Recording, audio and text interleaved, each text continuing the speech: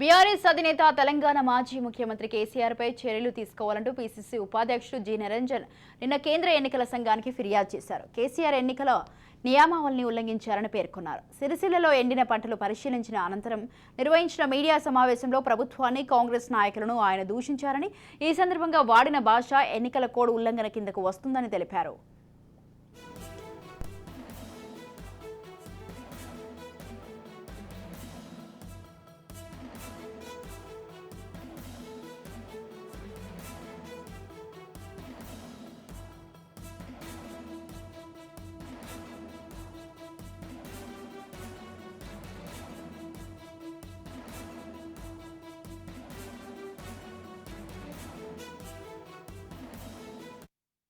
BRS అధినేత తెలంగాణ మాజీ ముఖ్యమంత్రి కేసీఆర్ పై చర్యలు తీసుకోవాలంటూ పీసీసీ ఉపాధ్యక్షుడు జి నిరంజన్ నిన్న కేంద్ర ఎన్నికల సంఘానికి ఫిర్యాదు చేశారు.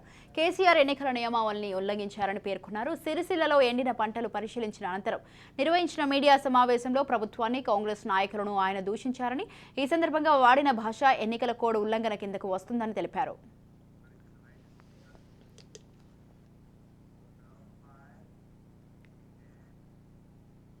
రైట్, ఈ విషయంపై పూర్తి సమాచారాన్ని అందించడానికి మా ప్రతినిధి విక్రాంత్ ఫోన్ లైన్ లో ఉన్నారు. విక్రాంత్, చెప్పండి, బీఆర్ఎస్ అధినేత అయినటువంటి తెలంగాణ మాజీ ముఖ్యమంత్రి కేసీఆర్ పై అయితే చర్యలు తీసుకోవాలంటూ పీసీసీ ఉపాధ్యక్షుడు జి నిరంజన్ అయితే నిన్న కేంద్ర ఎన్నికల సంఘానికి ఫిర్యాదు చేయడం జరిగింది. దీనికి సంబంధించి మీ దగ్గర ఉన్న అప్డేట్స్ ఏంటి?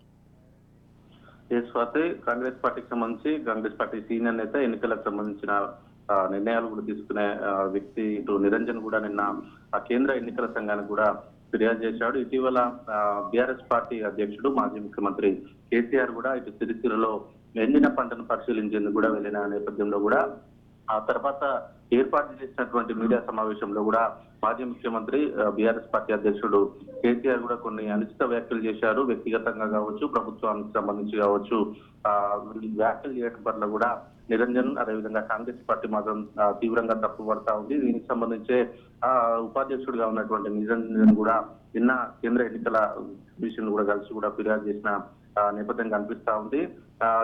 ఈ గత మాజీ ముఖ్యమంత్రి బీఆర్ఎస్ అధ్యక్షుడు కేసీఆర్ వాడిన భాష కావచ్చు, ప్రభుత్వం పట్ల కావచ్చు, కాంగ్రెస్ నాయకుల పట్ల కావచ్చు, ఆయన వాడిన భాష ప్రస్తుతం పార్లమెంటు ఎన్నికలకు సంబంధించి కూడా నోటిఫికేషన్ వెలువడిన నేపథ్యంలో కూడా ఎన్నికల కోడ్ కిందకి వస్తున్న దృష్టి కూడా ఎన్నికల దృష్టికి తీసుకువెళ్లాడు. ఈ నేపథ్యంలోనే నిరంజన్ మాట్లాడుతూ కూడా ఖచ్చితంగా ఇది ఎన్నికల కోడ్ కిందకి వస్తుంది, ఖచ్చితంగా బీఆర్ఎస్ పార్టీని సంబంధించి కూడా చర్యలు తీసుకోవాలి, పార్టీ పట్ల, పార్టీకి సంబంధించిన అధ్యక్షుడే ఈ వ్యాఖ్యలు చేయడం పట్ల కూడా ఆ పార్టీకి సంబంధించిన ఎంపీలు పోటీ చేసిన నేపథ్యంలో కూడా దానికి సంబంధించిన చర్యలు తీసుకోవాలని కూడా ఎన్నికల కమిషన్ కలిశాడు. ఏదేమైనప్పటికీ దీనిపైన పెద్ద ఎత్తున చర్చ జరుగుతా ఉంది.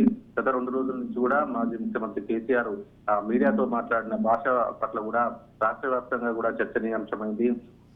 వ్యక్తిగతంగా పరుష పదజాలను వాడుతూ కూడా ప్రభుత్వాన్ని, అదేవిధంగా ముఖ్యమంత్రిగా ఉన్నటువంటి రేవంత్ రెడ్డితో పాటు కాంగ్రెస్ పార్టీని, కాంగ్రెస్ ప్రభుత్వాన్ని కూడా పరుష పదజాలాలు వాడడం పట్ల కూడా రాష్ట్ర వ్యాప్తంగా కూడా చర్చనీయాంశమైన నేపథ్యంలో కూడా నిన్న స్వయంగా ఏఐసిసి అగ్రనేత రాహుల్ గాంధీ కావచ్చు, ముఖ్యమంత్రి రేవంత్ రెడ్డి కావచ్చు, ఇదే భాష కూడా తప్పుపడుతూ కూడా నిన్న తుక్కుగూడలో జరిగినటువంటి సభలో కూడా కేసీఆర్ చేసినటువంటి వ్యాఖ్యలను కూడా తప్పుపడుతూ కూడా స్వయంగా రేవంత్ రెడ్డి గుర్తు చేశారు.